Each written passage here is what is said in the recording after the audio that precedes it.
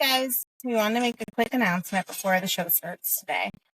Michelle and I are both really connected closely to the East Coast trail running community, and we know that as ultra runners and trail runners, we as a community can really rally together and come together and help those in need. And Appalachia needs us right now. Hurricane Helene left destruction, in Florida and Georgia, stretching all the way up through South Carolina, North Carolina, Virginia, and Tennessee.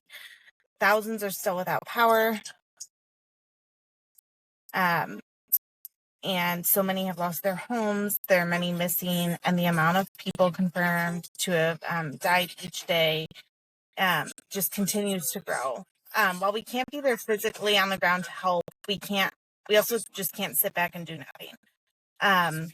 We can't let those communities suffer and sit by and do nothing. So Michelle and I are working on a way to rally together and help support relief efforts.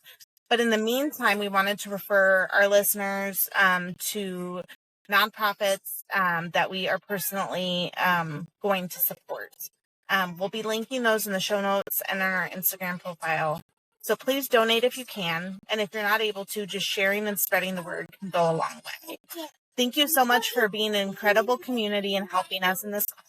We can't thank you enough. And if you have any specific ideas on ways that we can help directly, please reach out to us by email or Instagram. Thank you.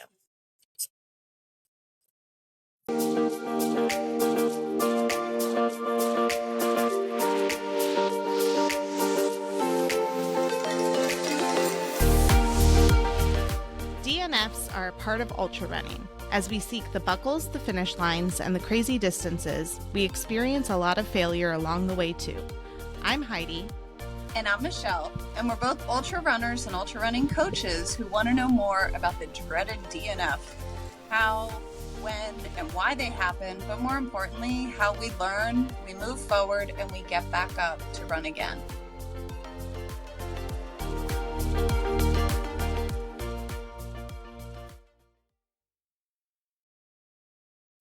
Hey everyone, welcome back to Let's Run That Again. Thank you so much for joining us today. I'm Heidi Baker. And I'm Michelle Goldberg. And we are here to talk about DNFs and the hard races and ultra running and how we can deal with them, learn from them, and grow from them. Please subscribe to the podcast so you never miss an episode, and leaving a review and sharing is always helpful and appreciated. I am really excited about our guests today. We have Lauren Jones on. I've been following her for probably a little over a year now on Instagram, and kind of discovered her after mistaking her for her sister when I was running the Georgia Jewel race, and she was at an aid station, and I knew her sister, and I was so confused because I knew her sister was supposed to be pacing my friend. And so once she clarified who she was sweeping the course too and was behind me since I was dead last in that race. She was behind me for a bit. And then I started following her on Instagram, and she's actually the reason I signed up to do the No Business 100, how I kind of discovered that race. So I'm excited to talk to her. I'm glad she said yes to coming on here, and she's a very experienced ultra runner, oftentimes podium finisher. She's done, all sorts of races, stretching to even Cocodona 250. So yeah, we're really excited to talk to her today. Welcome, Lauren. Thank you. Thanks for having me. Yeah. So we always kind of start our guests talking about, it's always interesting to hear people's story of how they discovered ultra running, because I'm coming to realize not everybody takes the traditional route of, 5K, 10K, half full. And that some people just discover it randomly by seeing a race or whatnot. So I love hearing people's stories of how they kind of discovered this weird niche sport that we're all a part of. Yeah. I feel like mine is a little bit more of a typical story. I didn't start running. Which is fine. There's nothing wrong with a typical story. It's just it's always interesting to hear how it came about. Yeah, for sure. Well, I hated running as a young person. I tried to do track and cross country and stuff in middle school and absolutely hated it. So I did the high jump instead, which was more fun. I was awful at it, not even a little bit good, but it wasn't running. And then fast forward, I didn't really get into it until after grad school. I lived up in Baltimore and went on like a couple of runs with a friend of mine there. And I mean like 10 or less runs and not far and not fast. Um, she like drugged me out and I was like, fine, I'll go. It's whatever. It's cool. Like we'll hang out and it'll be a fun day. Um, and then I moved back to Atlanta. This was probably like 2012 era of life. Um, and I just like, I had always gone to the gym and tried to be like somewhat, a little bit in shape or whatever, 30 minutes on the elliptical was like my big workout. And, Right. but there was like no gym close to where I lived, nothing that was convenient. And so I just started kind of running out of my door because it was just easy. And then that same friend from Baltimore wanted me to do a half marathon with her back up there. And I was like, well, that is crazy far. I would do not want to do that. But she finally like talked me into it and we did it and actually had a blast. And I was like, okay, I think I actually like running as it turns out. So yeah, and then here I am. So then I went from the half marathon. I kind of quickly did a full marathon. Really liked all of it. Like had so much fun. And I thought like, the idea of a marathon was just absolutely crazy to me. And to do it, achieve it, and be like, oh, that wasn't that bad. Like, well, what else could I do? And so then I started Googling, and that's how I like stumbled into the trail scene because that's like where the longer races came. And then as soon as I found trails, I was hooked and completely left the road scene and went back to trails, or went to trails and found ultras and the whole thing. Yeah. Yeah. That's awesome. And you're pretty involved, I mean, just in the trail community in general. Like you do a lot of volunteering at races, sweeping courses and stuff like that as well. Yeah, I try to. I probably should do it more than I do, but I feel like hey, it's you're good to doing give it back. though. That's Are you in the Atlanta area now? Yeah, I live Cool. like South Atlanta in Grant Park. Yeah. Nice. Yeah. It's fun. It's a good there's a pretty decent ultra running scene here. So it's kind of fun to have friends in the city to run the roads with sometimes. That's awesome. So, like, your first 50K in ultra sign up was in 2015. So it seems like it didn't take you that long to jump from, like, oh, I didn't die doing that run. I think I kind of like this. Like, to go from there to let me do a 50K. Let's see what happens. Yeah. I don't know why it didn't really scare me to jump from a marathon to 50K. I was just kind of in the mode of like exploring to see what I could do, what would be like too hard and stuff. And so it just sounded fun. In hindsight, I probably should have been more scared than I was, but I was just enjoying it. Or maybe not. Yeah. Yeah. It was probably like a year between like my first half marathon to like my first 50K. That's awesome. So can I selfishly ask you about No Business just because Yeah. I'm going to be there in like 6 weeks?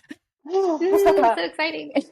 Because you ran it 1 year and had to take a DNF because you got injured in the race, correct? Right. Yeah. I ran it. 2022 was the first time I attempted. I fell and broke my ankle like 40 miles in. I was winning at the time. I was in first place, which, you're far from the end at that point, but I was doing well. I was like having a day. Like I just felt great. Legs did everything I wanted of them. Like just felt really good. The weather was great. And then I like fell and, then my race was over. So yeah, I signed up like as soon as it opened, I signed up to come back. I was already really scared of the course because I'd done the training run in the summer and I got stung by yellow jackets like 10 times.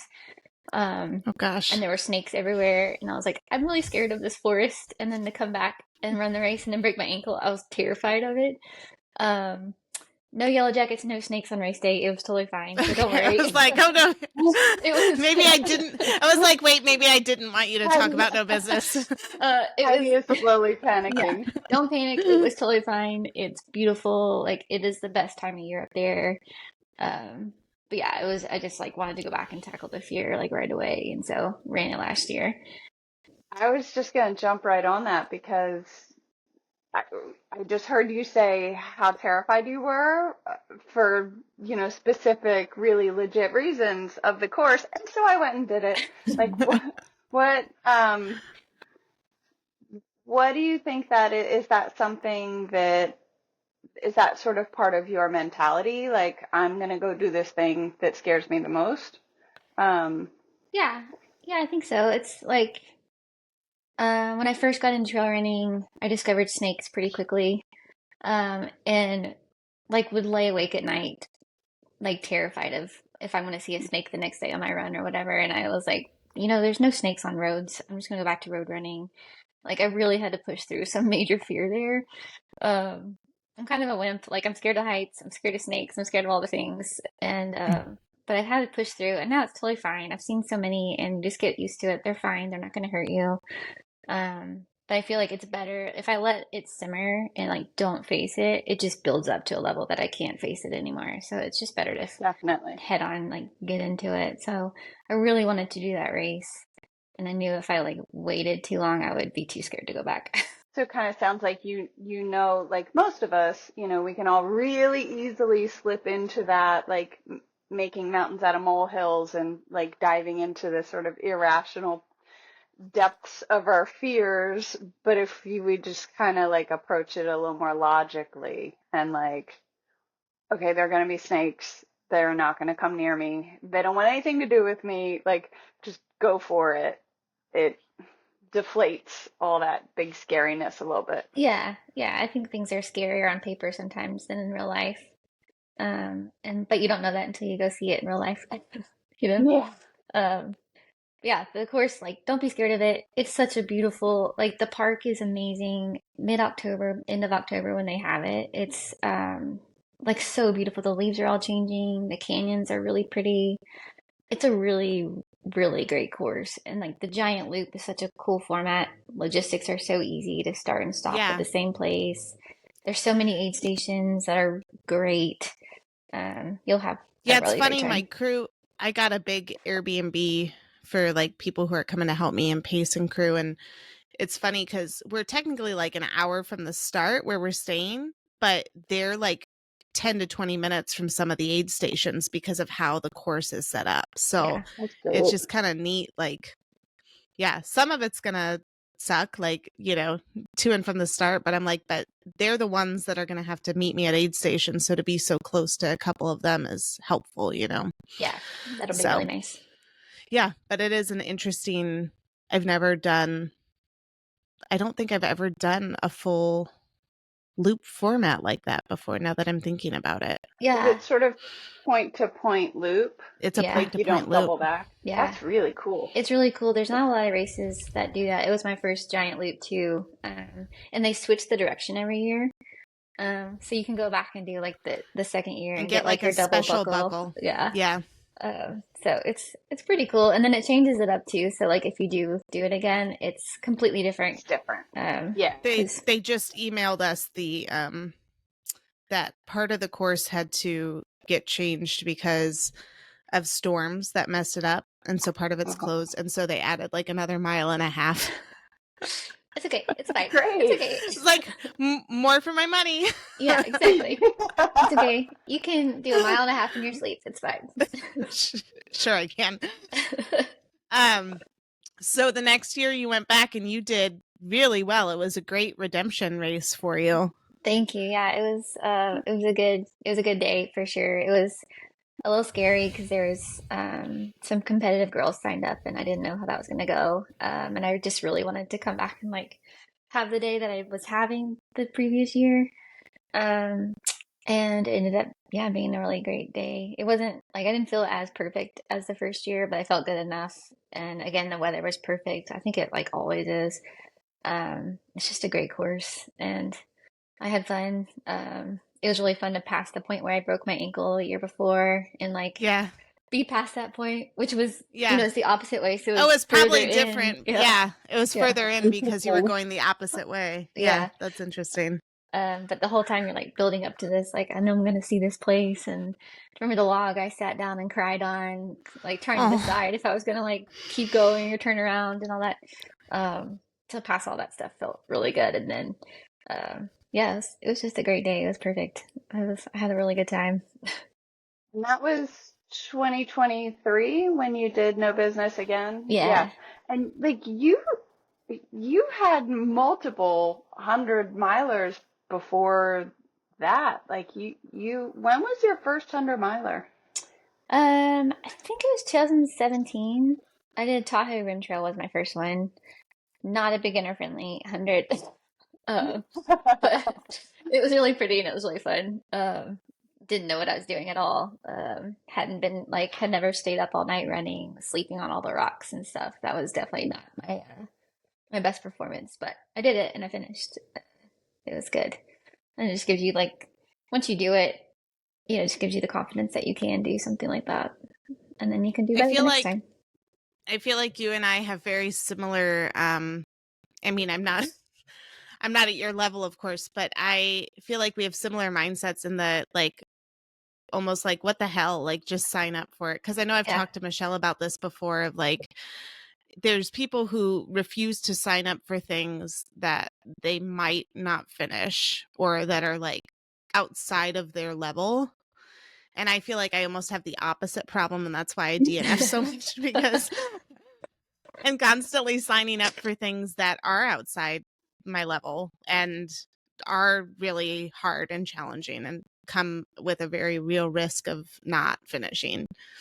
I think that's great though. I think that's part of it for me too. I just feel like, I don't know, life is short. Just go out and try it and see what happens. Why not and try it? Yeah. Yeah. Who cares if you fail? Like, whatever. It doesn't really matter. But go try, push your limits when you can and see what you can do. And you might just surprise yourself, Yeah. And I mean, Lauren, your race record includes like a huge range of things, but also like all the really big ones like Leadville 100, Western States 100.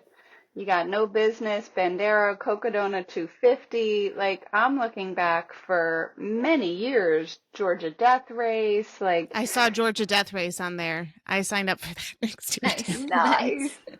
You can do it. It's great. Yeah.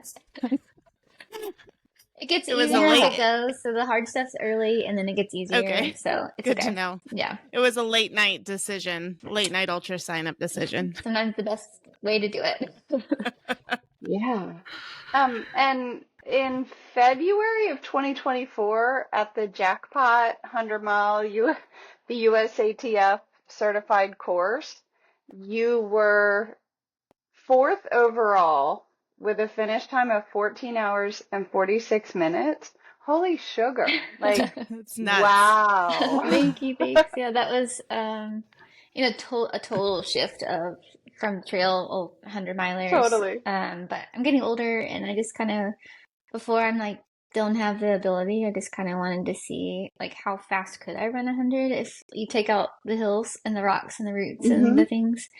And so it was kind of a quick turnaround shift. I decided like around Christmas time I wanted to do that. I told my coach and she was like, okay, we can do this. And like just did a training, 6 weeks of training and then did it. It turned out way better than I thought. That's crazy. Turns out you can do it pretty damn fast. Yeah. I had absolutely, that was not the goal. That was not the plan. It just another good day. Like, when your mind's in it and your legs are there, you can just have a really good day. It was totally different format and totally different than anything I've ever done. And I thought there's a good chance I might absolutely hate it. But I was like, well, I'll just try it and see if I can get a fast time, see if I hate it or whatever. But turned out it was fine. I really enjoyed it a lot more than I thought I would, and then just did a lot better than I thought I would too. So yeah, it was fun. That was a fun like jump to something different, like another niche within our niche sport. Right. Yeah. There are so many different facets, and I think we always talk about ultras and ultra running, but you can really deep dive into so many different types of races and courses and formats. Yeah, for sure. It keeps it interesting for sure. Yeah. Is there any as you select and prepare for these races? Like, would you say you have any kind of like a general philosophy or approach or how you go about getting ready for something? Like, I know that's broad. Um, I don't know. It helps that I have a coach who can help like write my specific like training plans. Mm-hmm. It takes a lot of the work and effort and stress out of it, and also like the level of accountability is there, which is really helpful for me. It's really easy to be like, well, I think I'll just bail on these strides. I don't really feel like doing that today. But to know someone's going to be looking at it later and you're paying someone, like, why pay for a coach and then not do what they tell you to do, you know? Um, so that's helpful. For me, it's just a lot of like mental work. And that's like the hardest part to get your brain on board for sometimes. And the majority, outside of where I broke my ankle at No Business, all my DNFs are all like 100% a mental DNF. Like my mind wasn't there that day. And so that's usually what takes the hardest amount of work. And when it's there, it's there. When it's not, it's like, it's a really hard battle. Sometimes I win against it, and many, many times I don't. But yeah. Would you be willing to talk about a couple of those battles, or like what is there one that stands out for you as particularly, I don't want to say particularly bad, but like defining or like significant Yeah.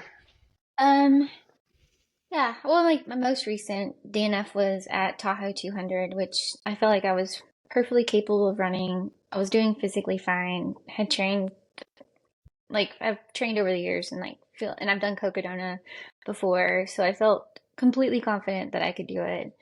The terrain wasn't crazy compared to other things I've done. But my training leading up to it was terrible. I was just really struggling. Like life was just really busy. There had been some like family stressors, and we were also planning our wedding, and work was busy, life was busy, and you forget sometimes that stress is stress, whether it's physical Right. stress or mental stress, and I just could or not. good or bad stress. Like Yeah, even planning a wedding is a great thing, but that's stress still. yeah, and it takes your mind away from other things that you maybe need your mind in to go have a really good training run. So my mind just wasn't there. My training leading up to it was terrible. I like was bailing on lots of runs, just having terrible training runs. I pulled the plug on Tahoe beforehand, and then I decided to go, even though I knew that my training wasn't great. I was like, well, I've already paid for it. I have the time off work. Like, I'm just gonna go and just see what happens. This race, I also didn't have crew or pacers, just because of all the like life was busy and people couldn't make it out. And I was like, that's fine. There's 8 stations. I can do that. Were you But going like just totally solo with drop bags? yeah, yeah. Um, which it turns out, having your people out there, even though you don't see them that long or that often, sometimes it also helps your mindset. Yeah. Yeah. So just being kind of like solo out there and just knowing that my training was terrible, all that life stuff was still present and still a thing. I ended up like physically I was doing absolutely fine. I was in like the top 5, doing totally fine, and I dropped at mile 40. Like I didn't even make it halfway. I just like could not wrap my brain around being out there for that long and that many more days and stuff. I just really couldn't get there. Which is in complete contrast to the time I had at Cocodona, where I was fully mentally prepared. As it turns out, had crew, had all the stuff. Totally happy for 3 days. Like I had one down moment where I got really cranky. It's on a section that was supposed to be on paper like this really nice downhill after like a really tough climb, and it was terrible. It was rocky. It was like cambered, and for 13 miles of like you can barely move. Turns out everyone was surprised and everyone got cranky there, but at the time you don't know that, Yep. So I had that one down moment. But the rest of the time I was like totally happy, totally good, had no trouble battling through, and this was just the complete opposite. And it was really hard to like compare those 2 races too in the moment. And be like, I was so happy at Cocodona. Why can't I be happy here? So I pulled the And plug. I also want to point out, like, it's interesting to hear, like, at Cocodona you ran it in 2022. You were really happy. Things worked really well. You finished second female Hmm. and like top 10 overall. Like, wow. Thanks. So Yeah. this is, it's really clear, like this, it's not a lack of physical ability. Like you're fully capable. Um, would you say for Tahoe, I wonder if it was something where your mind just never really clicked in. Like I wonder if you had doubts from the beginning. Yeah, I think I did. I think I did. I think I tried to convince myself that I was fine and tried to convince myself that I could do this. Um, and I don't think I ever fully mentally committed to doing it. Even though I was there and I started and I was running and I was doing fine. I don't think I ever let my mind accept the fact that I was running this race for multiple days. Yeah. Yeah. It's one thing to power through a 10K or a marathon or whatever, but to like mentally like struggle through a few days of running is just I'm not as equipped to do that. I need like the prep work before. Especially when it sounds like so much else going on in your life. Like there are a lot of other competing priorities, so to speak. Yeah. And was that the first time you had gone without crew or Um, pacers? no, I've done a 100 miler. I did Coldwater Rumble, Mm-hmm. maybe in 2023. I forget when I did that. 2022. Anyways, but I did that a 100 miler solo as well. No crew, no pacers, and I actually really enjoyed it. And that was another one where Mm-hmm. I enjoyed being out there by myself and just doing my own Yeah. thing. And I was surprised at how much I really actually liked it. Uh, I also really like having my crew, but Yeah. so yeah, that time was fine. It was just another one where mentally I was in a really good place and had a great day and was happy the whole time. Um, I do suspect, I haven't done a 200 plus yet, but I do suspect that, it's quite different. I've done a 100 miler without crew or pacers, and my guess is that that's very different from a multi-day race where, even logistically, it's much more daunting. There's like to do a 200-mile race, there's so much more that comes into play. Yeah, it's a weird thing to be out there and realize that you've been running for a really long time, like 8 hours today, but you're still going to be running like 2 days from now, overnights, Yeah. all those things. It's like really hard to wrap your brain around it until you just do it. But yeah, Yeah, it's a weird feeling. I'm sure. And I imagine when you're mentally not having fun for that 8 hours or something, Yeah. then it's like, do I just want to continue not having fun for a couple days? Like 3 days. Yeah, like 3 days. it sounds like to me it was more like a mental suffering than any physical ailment or anything. Like it was more just like you were mentally suffering and you didn't want to mentally suffer for. Yeah. Like your body could take the beating, but like just mentally it's like you didn't want to do that anymore. Yeah, I just didn't want to be there. I didn't want to do it. Yeah, physically I was absolutely fine. On paper it's like, well, you should have finished. You were doing fine and there's nothing wrong with you. Right. So I think that's yeah. I think that's interesting because it's like I've mentioned that before too, where it's like I don't know. I never really could identify what the difference is between being the person that literally argues, after an aid station cutoff to continue on because I'm so determined to finish the race versus just being like, no, you know what? I don't want to be Done. here anymore. Yeah. And that I'm the same person, but and I struggled with that before, like sometimes just like quitting because I just didn't really feel like doing it anymore. But I also know that I'm the person that when I do want to do it, I can pull through, Right. Yeah, I mean it's there's so much of it that's mental. Like I've had races. I did the Georgia Jewel 100 a couple years ago, and that's a race I should have quit. I didn't. Mhm. It was like 98 degrees. It's miserably hot. Oh gosh. I was That's a puking my tough guts one. up, like Yeah. projectile vomiting for like 40 miles. Like I was basically in heat stroke. I was so dehydrated, I wasn't even sweating anymore. And it was like 100 degrees out. Oh, that's dangerous. Yeah, it was really dumb, but I really like mentally I wanted it so bad, so I didn't quit. So I've like been through way harder things that I've been able to push through. But I was Yeah. committed, I really mentally wanted it. Yeah, your mind is just so powerful, I think. Like you can physically train as much as you want to, but your brain has to be there. I have Yeah. to make a quick side tangent and ask you if you did the Georgia Jewel 100. So you go down Mount Baker at the beginning of the race. Yeah. How do you get down that hill? You very carefully tiptoe. I was like, going up that hill, I was like, how do the 100-milers come down this Yeah. to start? Yeah. That's the one, Heidi, that you described, like I falling was like, backwards on, right? yes, my brother had to like catch me because I stood up to catch my breath and I like started to go backwards. Like, Yeah. Yeah. It just it's crazy steep. It's so silly, but at least for the 100 it's dark and your legs are really fresh, and I mean I that's was true. tiptoeing very slowly.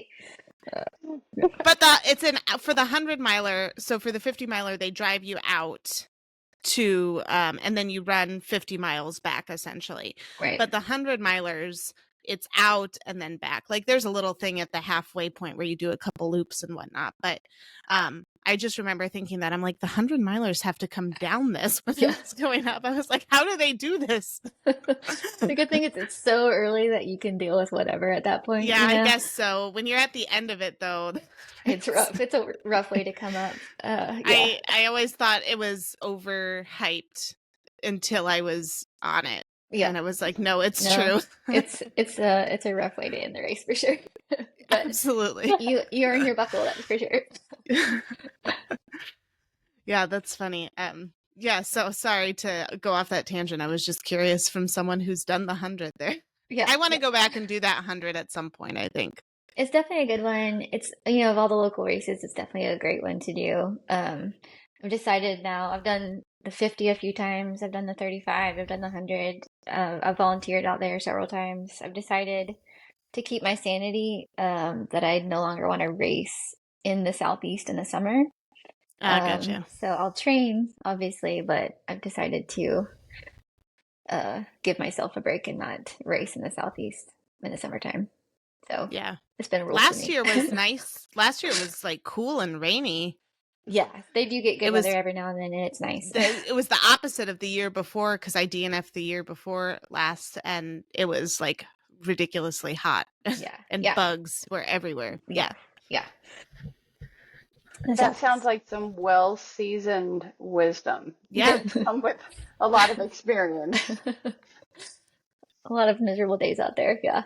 Yeah. Can you think of other times when maybe you just, for whatever reason, you weren't able to make it? And I hear that, like that mental commitment. Like, okay, I know for me, sometimes like the way I have to mentally commit is almost like, okay, this, what I'm about to do, this is all that I need to do for the next 24 hours. Like, it's my job. I'm going to just settle in and like fully commit. I've had one or two where maybe I didn't make that commitment quite as much, but were there other times you can think of where maybe that came up, that resulted in not finishing or just a really, really tough day? Yeah, I did. One of the biggest ones that I still have major regrets over, and I'm gonna have to go back at some point. All the things I DNF, I tend to usually go back and finish at some point. That's why we named this podcast Let's Run That Again. Yeah, I love that. Yeah. You've got to like get that little monkey off your back sometimes, But in 2020, when everything was canceled, I went and attempted to set the FKT on the Pinhoti Trail, which is 350 miles. Had never done a multi-day thing, had never planned my own like long thing. Lots of reasons why that was like a complete disaster. But I made it 280 miles of the 350. Like I was into the double digits left. And I had a tendon acting up in my leg, but it was really painful. And at that point I was, multiple days in, just absolutely exhausted and tired, and I didn't have the mental like fortitude to fight the pain anymore. Like I would have been fine. I should have finished it. I could have finished it, and I pulled it at 280 at Snake Creek Gap, which is on the Georgia Jewel course. It was the parking lot I sat in. Yep. But yeah, I have major regrets of not like toughing that out more. But I learned a lot, and that was pre Cocodona, so that I learned so much from that experience and how to treat a multi-day effort. So it was helpful, and I took a lot of that to Cocodona and had a completely opposite experience there and had a really good time. But yeah, I wish I had been tough enough that day or those days to like push through what was pushed. Like I could have done it. So that's still a little monkey on my back there. It's just such a major undertaking to do like 4 or 5 days and have people and especially for an FKT, like you are setting that up yourself. Yeah. So I've already gone through and mapped it all out of like where I would have aid stops, which is completely different than the first way I did it. I was stopping like way too often. I didn't really know how to read the maps and tell what was like a fire road versus a paved road. Made major headaches for my crew. My husband definitely has some PTSD from that experience. I really put him through some stuff. And that was his first time really like crewing me for something big too. So he didn't know what he's doing. I didn't know what I was doing.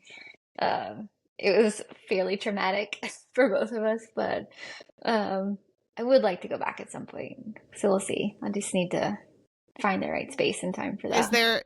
Is there a female FKT holder for that? Yeah, there's now. Alyssa Clark went after I went, and she has the FKT now. Okay. Corey Woltering has the men's record. Cool. They're pretty close together. They're within like 7 or 8 hours of each other, I think. Wow. That's awesome. Yeah. So what were some, and maybe this is a little bit selfish for me, but what were some of those strategies that you learned in a multi-day endeavor that you've now taken forward to other races? A big one was just, like I said earlier, kind of just realizing the reality of that you're going to be out there for several days, after you've been out there for a long day.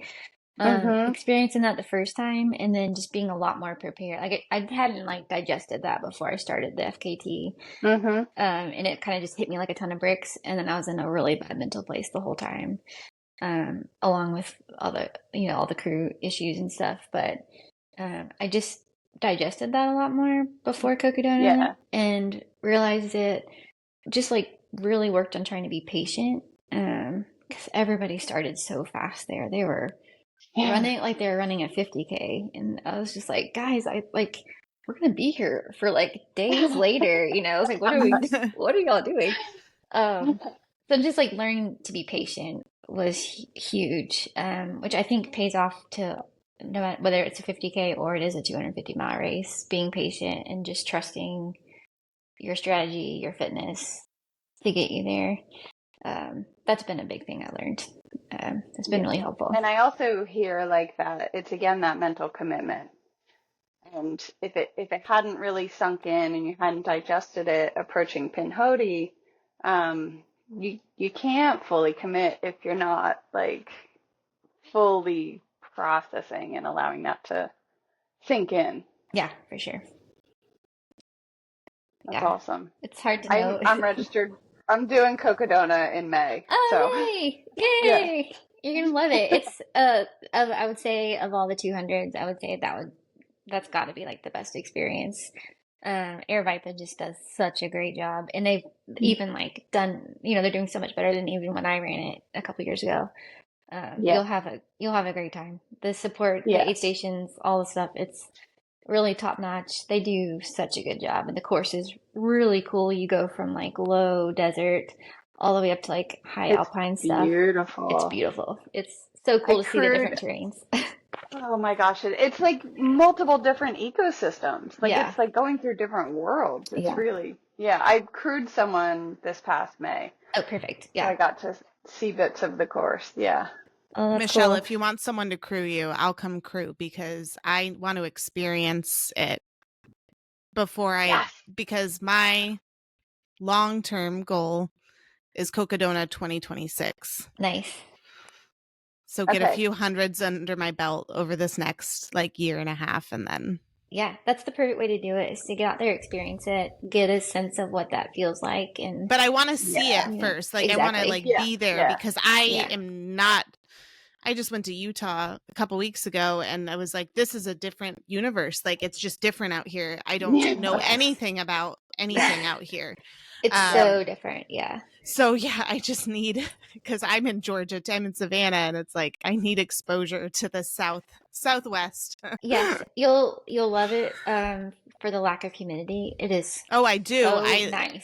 yes. It's so nice. I was amazed. I was in, it's like 104 degrees and people are like, "Oh my gosh, it's so hot." I'm like, "It's hot, but I'm not sweating." Like Yeah. I don't Right, like, immediately clothes start are dry. pouring Yeah. sweat like the Yeah. minute I walk outside. It's amazing. Yeah. It's amazing, but it's also like totally different because you don't realize you are sweating. It just evaporates so Right, quickly that you don't right. have the physical signal. So Right. I learned that running javelina, like you have to really, really be Yes. diligent about hydration because you don't have that body That like same, you yeah. know, Yeah.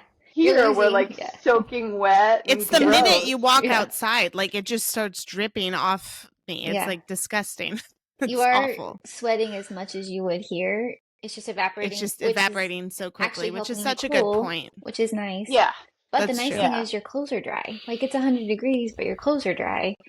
It's It's like from a chafing amazing. standpoint, just from like just feeling icky and gross. Like it's just so nice to not be soaking wet for days on end. It's great. Plus at night it gets cold out there. You get a break from the heat. It's great. Yeah. So nice. The desert is awesome. Yes. I agree. Just from the little I've seen, I loved it. Yeah. Yeah, I'm excited that y'all are gonna have a really good time. And that's the best way to do it too, is to go crew it like you did and then go run it. So you get a little taste of it and then you Yeah. go back and do it yourself. And you'll see like I'm sure you saw too, Michelle, like the support is so great. The aid stations are so great. It's absolutely amazing. Yeah. Yeah. Yeah. It's awesome. Really well organized. Yeah. Yeah. Yeah. So Lauren, I have to ask, do you have like how do you do in the days post a DNF? Like mentally. And if it's like, your first one sometimes is different than, what it is now. I know it is for me, but I know there's still some that still sting for me. Even though I've experienced it. So just like how you cope with, the different DNFs, because they're all kind of different. Like how you coped with one that wasn't mental and was actually a physical injury when you were having a great day. Like how do you cope with those in the days after? Yeah, they're like you said, they're all different depending on why you DNF'd and what your feelings were. DNFing because I broke my ankle was the first time that it was an actual physical reason that I had a DNF. I was like absolutely heartbroken. There's part of it that's good too, and I actually finally got out of the campsite and we got to the doctor and they're like, you in fact have 3 fractures in your ankle. I was like, okay. Wow. I couldn't have continued. Like this wasn't a choice I made. So it helps in that way. It stinks because you didn't get to have the day you had or were having. But there was also like that control was taken out where I didn't have control over that anymore. So I feel like I coped with the decision with air quotes to DNF that one a lot better versus like the first time I went to Leadville, I DNF'd completely and totally mentally. Again, I was, it's at altitude and I was, chasing cutoffs, which is just like not something that I was used to doing. And it just totally broke me. And the cutoffs are tight there. Very tight, yeah. I came into Twin Lakes back off the mountain, like they were counting down like 10, 9, 8, like to the cutoff. Oh my god. Oh my gosh, that's so intense. It was intense, Yeah. And That I would just be like yeah.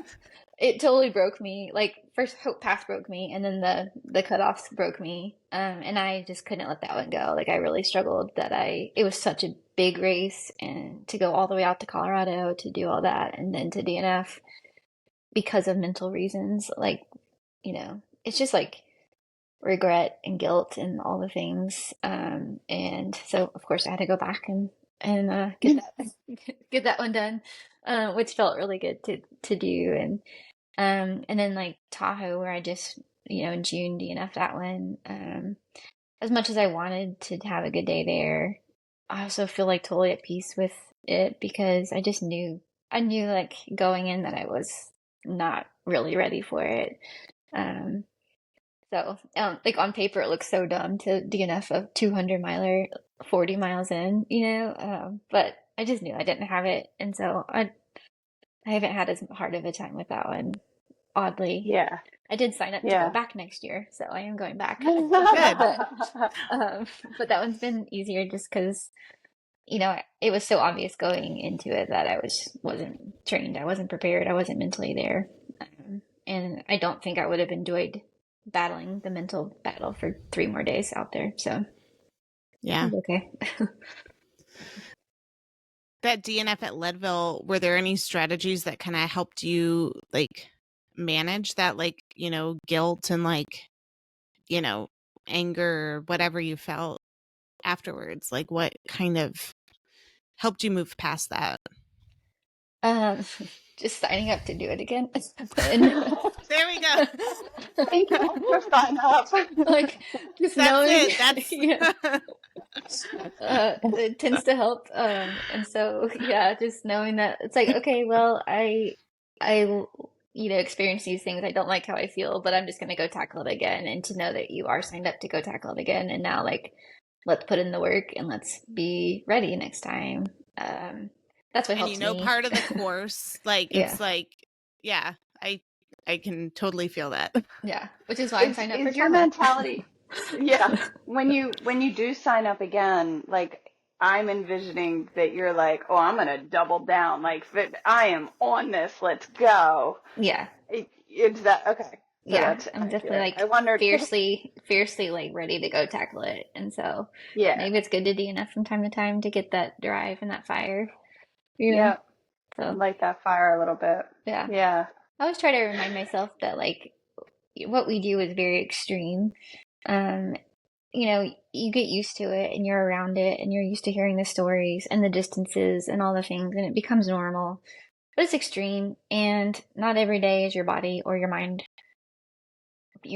your mind ready to do that extreme thing on that day. Everything kind of has to click. I've gone out for a 5-mile easy run and struggled to get through it. And then I go out for like a really hard 30-mile run and I'm totally fine, Some days it clicks and some days it doesn't. And to like expect it to always click exactly on that one perfect race day is kind of an extreme expectation too, So it's okay. Like I think just give yourself a little grace. Good perspective. Yeah. That you have to allow for. Sometimes it just doesn't feel that great. Yeah. And sometimes it's harder to pull it all together. Yeah. But we can do it anyway. It doesn't mean you sit down necessarily. Right. It doesn't mean give up all the time, but it means that you can give yourself some grace when it does happen, and it's okay. Hugely important.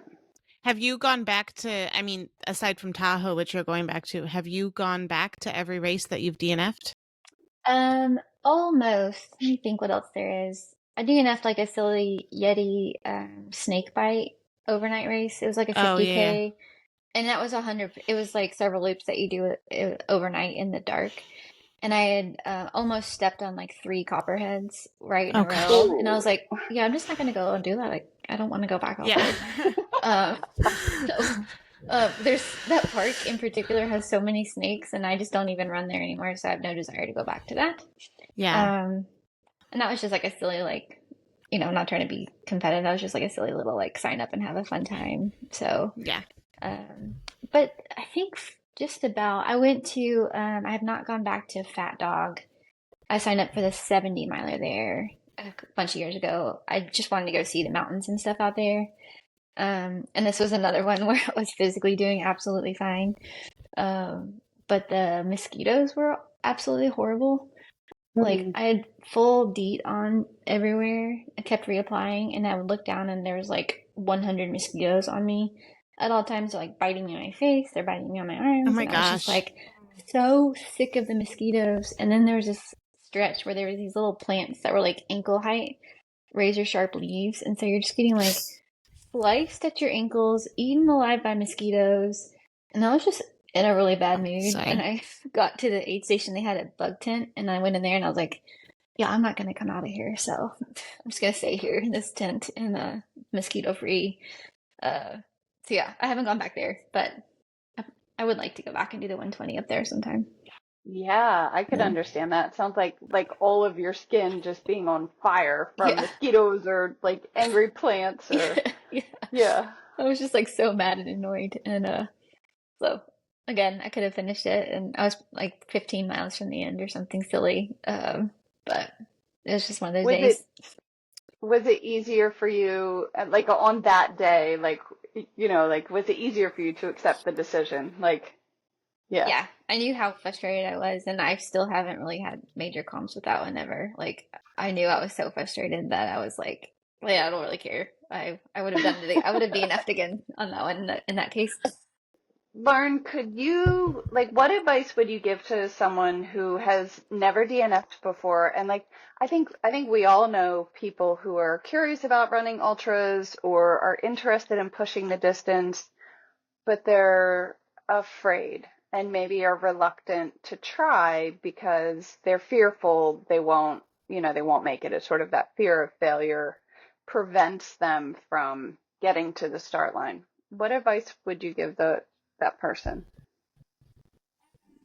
So just give it a try. You don't know if you're going to surprise yourself, and it's okay to fail. Like, we all have failed. I don't think I know any ultra runners that haven't failed at some point and DNF'd at some point. And it's okay. It doesn't mean that you're a bad runner or you aren't good enough. It just means like everything wasn't perfect that day. And that's okay.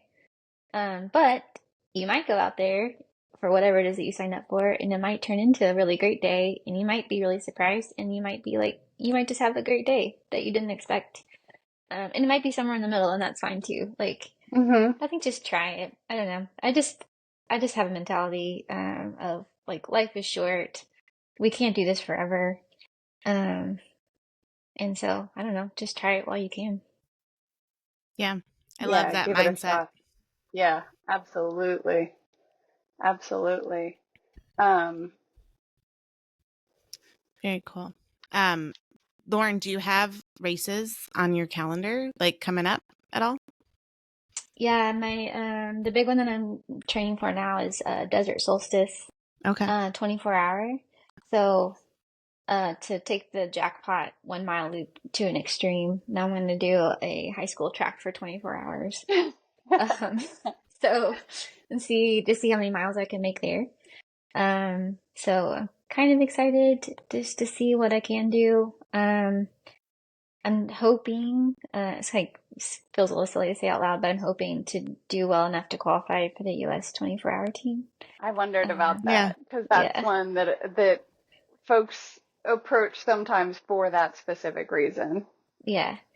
So hopefully that race goes really well. It's in Phoenix in December, so I think the weather could be nice. Again, it's dry, which is what I love. Yeah. But yeah, I'm hoping to have a good day there. And then if I did well enough, they choose the team in May to see who goes. It's the top 6 men and top 6 women. Yeah. So we'll see. Yeah. And then I'm going back to Tahoe 200 next year Yeah. in June. So complete total Yay. opposite Yeah. race. Yeah, right? Run really fast on a track for 24 hours versus let's go explore Tahoe. Yeah, which is kind of crazy to think that in 24 hours on the track, I'll run almost, like, I'm hoping to hit like 150 miles. Isn't that wild? And then to go do 200 miles over several days. Right. It's kind of crazy to think. Yeah, somebody asked me recently, it was when I was hiking with a group in Utah, and I was talking about ultras, and they said, how long does it take somebody to run a 100-mile race? And I was like, well, that's a complex answer. Yeah. Because I was like, it can take the exact same person very different times depending on the course they're on and the conditions and, all sorts of things. Like it's not just a Yeah. It's so, not a straightforward answer. yeah, Maybe. exactly. Yeah. Exactly. And even just the day. And I think that's something, Lauren, that I heard in your answer to the advice you would give. I think sometimes people have a tendency to interpret something that happens to them as meaningful beyond that day. Like this, oh, this means I'm a bad runner, or I can't do it, I'm always failing, or, they give meaning to it that's far greater than, well, no, maybe today just wasn't the greatest day. Like X, Y, and Z happened, things didn't gel, this or that, and you know what? Like tomorrow is a new day. Right. Tomorrow we move forward, and I think it's kind of that that optimism, and that's what I hear in you, and I think that's so essential. Anytime you're gonna, I mean, my God, it's essential for life. Just to have that optimism to allow something bad to happen and know that it doesn't mean everything's always bad. It means 5 minutes from now, it could change. Right. Right. Yeah. It doesn't have any lasting meaning other than, yeah, like you said, today wasn't the day. Yeah, But also if everything always goes perfect and you always feel so great and you just like, you just sign up and you go and you have a great day, you don't learn a lot. I feel like I've taken the biggest lessons from the days that didn't go well. definitely. Because it really makes you evaluate what was working, what wasn't working, what could you change. So like if I hadn't had the Pinhoti FKT experience, I don't think I would have done nearly as well at Cocodona. So maybe you just need that. Maybe you need that bad day to make another day better. Yeah. And that's okay. I love that. Yeah, yeah. That's extremely powerful. It makes a whole lot of sense that sometimes that's just what we need, is to step back and get grounded and be willing to evaluate and reassess and reshape things. Yeah. Or just like give ourselves a break every once in a while. Right. Yeah. This is supposed to be fun. This isn't like, Exactly. this isn't how we're making our living. This isn't like how we're feeding our family. This isn't, Right. it doesn't matter really. None of it really matters. Yeah. That So- has absolutely become one of the things that I say to myself going into a race is, and trust me, I take stuff real seriously. I work my ass off. I bring everything I have to it, but ultimately, like, it's all made up. Yeah. Like the hardships and these, like this tough day, like we choose that. chose We to be out there. create that. Like this is like, like we're choosing to have a tough time in a very safe, protected environment where there are volunteers and there are, at a race anyway. A KT is a little different, but like you don't take it all so seriously. My husband- and be willing to have fun. My husband always says that to me when I'm like suffering after a race or like complaining about something that happened. He's like, you chose this, you paid for this. This is what you consider fun. Okay. So Right, exactly. It's like, it's, fun. yeah. Yeah. I try to remind myself it doesn't always work, but like there are real problems in the world and this is not it, so Exactly. this is self-created, like this is okay. Just like trying to zoom out a little bit and see the bigger picture sometimes helps. It's hard to do in the moment for sure, but it is really hard to do in the moment, but to have that perspective is everything. I mean, that it's just tremendously helpful to be able to find a way. And maybe we each need some kind of little trick or a reminder. I know some people that'll wear a bracelet that, or like with little kids, or one strategy, like put a rubber band on your wrist and snap it. Just like snap back to reality. Like, this is your pretend made up thing that you chose to do. Mm-hmm. You're going to be all right. That. Yeah. If you can remember that, it makes it easier. Whether like you can push through the hard thing or even just dealing with the bad result or whatever. I think it's, I'm still figuring out how to do that all the time, but I think on paper and theory, it sounds like the way to handle a lot of it. Yeah. And at the same time, like this, like folks, this is coming from someone, Lauren, who has had incredible success. Like Yes. the more you go out and you take the chance and you approach it with that mindset, like like you said, like you just never know when it all might come together and you might be, like podium after podium, like tremendously successful.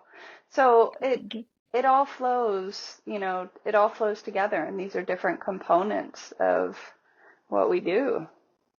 Yeah. Just take the risk, go do it, try it. One day you'll be 90 years old and won't have the option to go try it. So, Yeah. I don't know. Yeah, yeah. And we'll all be like, "Oh, Sonny, let me tell you what I did back in my day." Exactly. 100 miles for fun. For fun. Yeah. This has been so great, Lauren. Thank you so much for coming on and like sharing your story. I think people are going to take a lot from this, because that's kind of one of the reasons I wanted to have you on too, is you're like this, fantastic runner who has, just an ultra sign up full of like some podium finishes, and like you do incredible out there and you're speedy and it's amazing, but also just to show that you have bad days too, and that's, I think, so important for people who are scared to take the leap into this sport or curious about it. So I really appreciate you coming on. Where can people follow you on Instagram? Your handle is Lauren runs for grilled cheese. I love that. It's got little dots between all the words. Yeah. But yeah. When you start typing, it'll come up. Yeah, and I'll link it in the show notes for sure. But yeah, give Lauren a follow and watch her run all her, things again. Her Tahoe again. Do you fuel yourself with grilled cheese? Is that a go-to? I've merged a little bit more into quesadillas, less bread, more tortillas. Ooh, Oh, okay. But it doesn't Lauren sound runs for quesadillas, doesn't roll off the tongue quite the same. Cool. Yeah. But they're both good. I still very much enjoy grilled cheese. It's a Mexican grilled cheese, right? I mean, it's the same. Right. It's the same thing. Basically. It's like some kind of carb and cheese together. Yep. It's all good. It's all I feed my daughters. It's carbs with cheese. Yeah. Can't go wrong. It's like mac and cheese. It's all the same. Yep, exactly. So yes, thank you so much. I think we're gonna wrap it up there today. This has been a phenomenal episode. And it's so great to hear your mindset, and to hear I personally feel like I have gotten so much out of it, and I think a lot of other folks will too. Well, thank you. Thanks. That's really sweet. And thanks for having me. Yeah. All right, everybody. That wraps up our show today. Thank you so much for listening. We appreciate your support and couldn't do it without the support of the community. And just remember to subscribe and follow. And you can find us on Instagram at Let's Run That Again. Give Lauren a follow too. And remember to stay curious and embrace the challenges.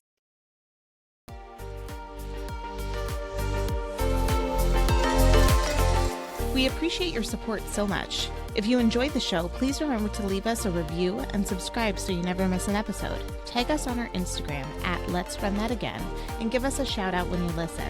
And as always, we welcome feedback from you and are open to ideas and guests for future episodes. Reach out on our Instagram or email us at letsrunthatagainpod@gmail.com.